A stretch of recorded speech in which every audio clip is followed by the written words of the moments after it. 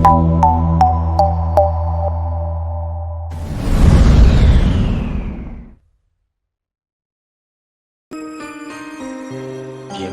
à l'émission Une parole pour un chrétien.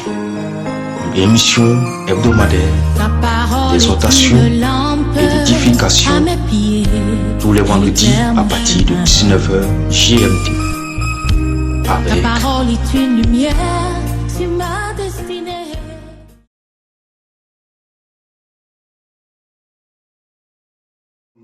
Bien-aimés, peuple de Dieu, que le Seigneur vous bénisse, que la grâce et la paix du Seigneur soient avec vous. J'espère que vous allez très bien, que le Seigneur vous visite, vous fortifie, voilà, dans votre vie quotidienne, dans votre marche vers le ciel. Bienvenue encore une fois de plus à notre émission, Une parole pour un chrétien. Avant toute chose, voilà, permettez que nous confions ce moment au Seigneur afin que lui seul vienne encore nous conduire. Prions ensemble au nom de Jésus. Éternel, mon Dieu, mon roi, je rends grâce à ton nom, je te dis merci, je bénis ton Saint-Nom. Que toute la gloire, l'honneur te revienne, mon Dieu, mon roi. Père, voici encore, Seigneur, rassemblé pour ta parole. Viens nous instruire, viens nous enseigner, viens disposer nos cœurs et viens conduire toutes choses par ton Esprit Saint. Que tout soit sous ton contrôle et que, Père, au travers de cette œuvre, toute la gloire te revienne au nom de Jésus. Amen. Bien-aimés, c'est un réel plaisir de vous retrouver. Alors, aujourd'hui, nous allons partager un thème encore important, voilà, qui s'intitule ainsi « Garder sa délivrance spirituelle ». Garder sa délivrance spirituelle. Et nous trouvons le texte d'appui dans le livre de Matthieu, chapitre 12. Matthieu, chapitre 12, au verset 43. Verset 43 à 45. Je lis au nom de Jésus. « Lorsque l'esprit impur est sorti d'un homme, il va dans les lieux arides, cherchant du repos, et il n'en trouve point. Alors il dit, je retournerai dans ma maison d'où je suis sorti. Et quand il arrive, il la trouve vide, balayée et ornée. Il s'en va et il prend avec lui 7 autres esprits plus méchants que lui. Ils entrent dans la maison, s'y établissent, et la dernière condition de cet homme est pire que la première. Il en sera de même pour cette génération méchante. Parole du Seigneur. Amen. Bien-aimés, il y a quelque chose qu'il faut comprendre. Alléluia. Le Seigneur, lorsqu'il nous appelle à lui, lorsque nous venons à lui pour la première fois, il fait un travail de fond. Il fait un travail pour que nous nous soumettons à sa loi. Sans ce travail que le Seigneur fait, nous ne pouvons en aucun cas nous soumettre à la volonté de Dieu, à la parole de Dieu, à la loi de Dieu. Et ce travail, c'est la délivrance spirituelle. Quiconque vient en Christ doit d'abord passer par une délivrance spirituelle que le Seigneur opère au travers de ses serviteurs. Si tu dis que tu t'es converti, tu es venu à Jésus, tu es venu à Christ, et que tu n'es pas passé par la délivrance spirituelle, bien aimé, il te sera difficile d'obéir à Dieu. Il sera difficile à ta chair de se soumettre à la loi de Dieu. Pourquoi? Parce que lorsque nous sommes dans le péché, ou que nous étions dans le péché, il y a des liens spirituels que nous tissons avec les démons. Et je dirais même que chaque péché équivaut au département ou au nom d'un démon dans le royaume des ténèbres. Donc, quand tu commets ce péché, le démon en charge de ce péché vient tisser alliance avec toi, vient s'allier avec toi. Gloire à Jésus. Et vous formez un seul corps, une seule chair. Et c'est ce démon-là qui te pousse à mener cette vie que tu menais sans Christ. C'est ce démon-là qui te poussait à aller contre la parole de Dieu, la voix de Dieu. C'est ce démon-là qui te poussait à commettre tel ou tel acte que toi-même tu sais dans ton fond intérieur que cela n'est pas bon. Alléluia. Donc vous comprenez qu'il y a des gens qui ont tissé alliance avec peut-être 100 démons, avec 15 démons, avec 20 démons, avec 1000 démons, par rapport au péché qu'ils commettent chaque jour. Donc, quand Christ se révèle à nous, quand le Seigneur se révèle à nous, et que nous l'acceptons en tant que Seigneur Sauveur, il faille que nous passions à la délivrance spirituelle de notre âme. Sans quoi, le lien démoniaque, les alliances qui existent encore avec ces esprits-là, vont nous empêcher de pouvoir mettre en pratique la parole de Dieu et de faire la volonté de Dieu. Ces alliances ou ces liens démoniaques qui existent encore vont nous influencer négativement. Vous allez voir qu'il y a des gens, par exemple, qui sont en Christ, ils vivent une vie de sainteté pendant un moment, pendant un temps, et quelque temps après, ils chutent, ils rechutent dans leurs péchés ou dans certains péchés. La honte fait qu'ils cachent. Hein? La honte, le regard des gens font qu'ils cachent. Alléluia. Donc, ces personnes rechutent dedans et eux-mêmes n'arrivent pas à comprendre. Ils n'arrivent pas à expliquer comment se fait-il qu'ils sont retombés dans ce même péché. Alléluia. Donc, le Seigneur prend le temps de briser ces liens avec ces démons, de les chasser de nos vies, de nos âmes, et de prendre le contrôle par son esprit. Sans quoi le Saint-Esprit ne peut pas venir habiter en toi si tu possèdes encore des démons en ton sein. Alléluia. Et après avoir fini maintenant ce travail, après avoir fait ce travail, excusez-moi, vous allez voir que tu n'es plus la même personne. Vous voyez que la vie de cette personne change. La manière de faire change, la manière de penser change, parce que le Seigneur est passé par là. Le Seigneur a lavé cette personne, a brisé les liens, l'a délivré, l'a relevé. Mais quand le Seigneur fait ça, il faut que tu gardes cette posture, tu gardes cette nature jusqu'au retour du Seigneur.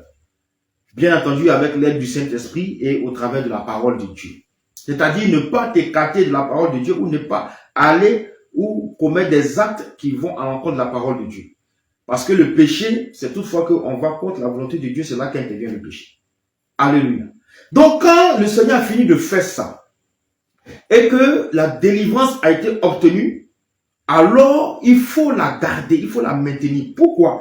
Parce que si tu ne le fais pas et que tu ouvres encore la porte en commettant le péché, parce que commettre le péché, c'est ouvrir la porte à l'ennemi à sa vie. Si tu ne le sais pas, je te le dis. C'est ouvrir la porte à plusieurs démons, à notre âme. Et quand ils viennent, ils ne viennent pas pour s'amuser. Ils appliquent le passage de la parole qui dit, Jean 10, le voleur ne vient que pour égorger, dérober et détruire. Donc quand ils viennent mélanger ta vie.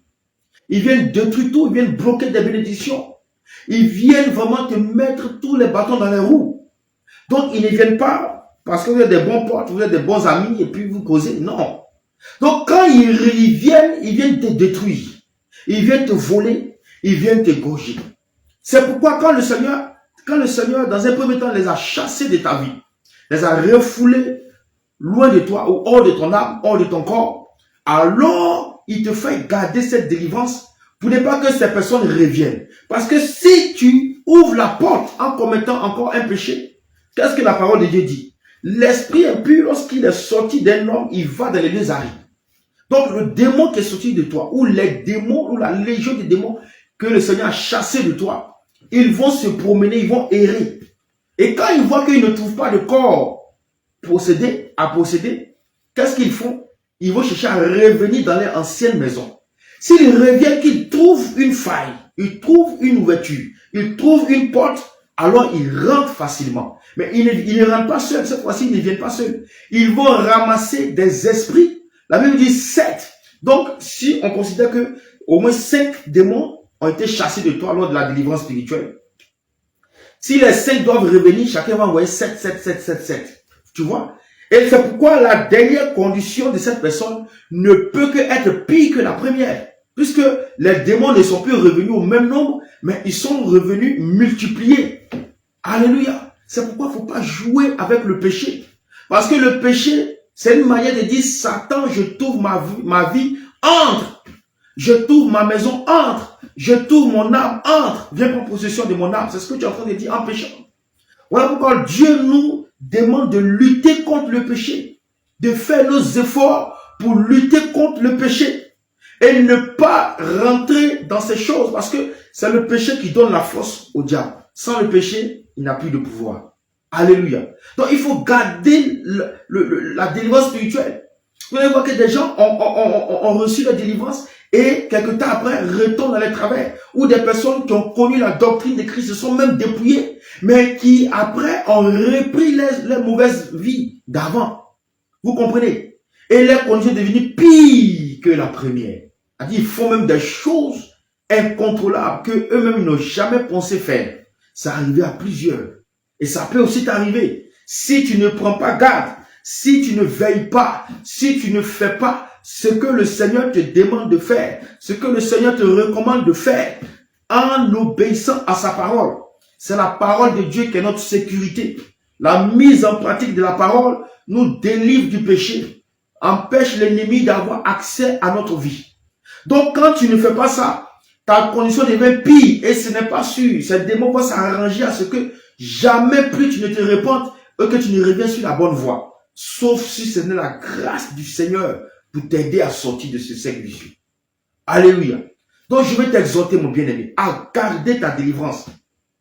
À ne pas laisser le péché venir te salir, venir te souiller, venir souiller ton âme, venir souiller ta chair, venir souiller ton corps. Je veux vraiment t'exhorter. Parce que ce que tu as entendu aujourd'hui là, si tu ne prends pas garde, c'est ce qui va t'arriver. Tu vas perdre le fil, tu vas t'écarter du chemin étroit et ton âme sera perdue à jamais. Gloire à Jésus. Que le Seigneur vous bénisse, que le Seigneur vous fortifie et que sa grâce soit avec vous. Nous allons prier ensemble au nom de Jésus. Éternel, voici ce que tu nous as enseigné. Je bénis ton nom pour la vie de tes enfants et de tous ceux qui vont écouter ce message. Je prie dans le nom de Jésus que tu viennes, ô Père, ouvrir l'entendement de plusieurs afin que, Seigneur, cette parole puisse produire le fruit escompté. Donne la vigilance à tous tes enfants dans le monde entier afin de pouvoir garder leur délivrance, de veiller sur leur âme, de veiller sur leur corps, sur leur esprit, de veiller sur leurs pensées, de veiller sur leur robe afin de ne pas laisser l'ouverture à l'ennemi. Car tu dis dans ta parole, le diable rôde comme un lion cherchant qui dévorer. Et c'est pourquoi nous devons être sobres pour vaquer à la prière. Seigneur, aide chacun d'entre nous. Pour ceux qui sont en train de tomber ou rétrograder, Père, je prie de les fortifier, de les relever et de les ramener sur la voie. Que toute la gloire te revienne. Merci de nous avoir exaucés. Au nom de Jésus, nous avons prié. Amen. Alors, peuple de Dieu, ça a été un plaisir d'avoir été en votre compagnie. Que le Seigneur vous bénisse. Portez-vous très bien. Que la paix, la miséricorde, la grâce de Dieu soit dans vos vies, dans vos familles, dans vos maisons, dans vos finances, dans vos activités, dans tous les domaines. Que le Seigneur vous bénisse. Que sa paix, sa grâce soient avec vous. À très très bientôt. Shalom, shalom, shalom. C'était l'émission Une parole pour un chrétien.